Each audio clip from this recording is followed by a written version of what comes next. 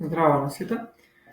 Денес во ова видео ќе прикажеме пример од букирање, кој не го правиме за фиксен закуп или не го правиме за можда закуп, меѓутоа можда понудата не е присутна во самиот Меракси. Истото го правиме преку делот Booking резервации во аранжман.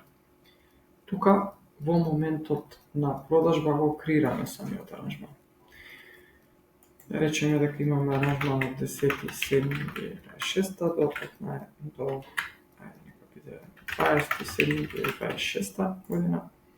Пансионот дека е all inclusive, превозот дека е авионски, сместување од Париз. Системот автоматски повлекува доколку објектот веќе го имаме во база поставено или доколку го немаме можеме да додадеме ново сместување.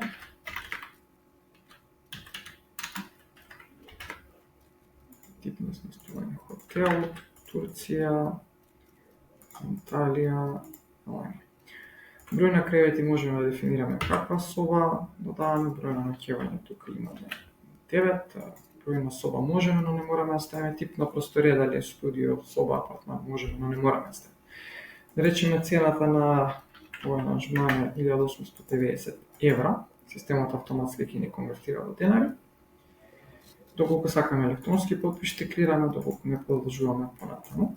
На нареден чекор креираме колку возрастни се, да речеме дека се двајца возрастни, нов патник дека едниот нека биде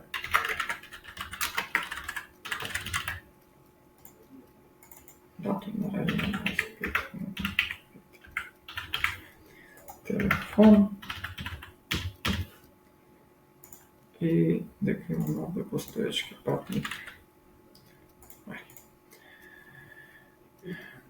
Можеме да дадеме попуст на овој износ доколку сакаме попустот да ни се изрази во самиот договор, начин на плаќање, картичка уплата, викаме дека ја од 1890 евра, уплата 50.000 денари аванс, остатокот е 139. Забелешка доколку правиме е сега.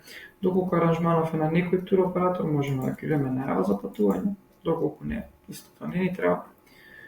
Одиме на резервирај, извршуваме резервацијата, со што системот ни генерира нормално договор, ни генерира каса прими. Исто можеме да затвориме, патникот влегува во самата база, договорот е генериран, платницата е генерирана. Доколку сакаме истава резервација, податоците да истава резервација, можеме да ги додаваме и во руминг и во патни листи, меѓутоа тоа е на ваше желба. Тоа би било тоа на кратко, кога продаваме ваков тип на аранжмани. Ви благодарам.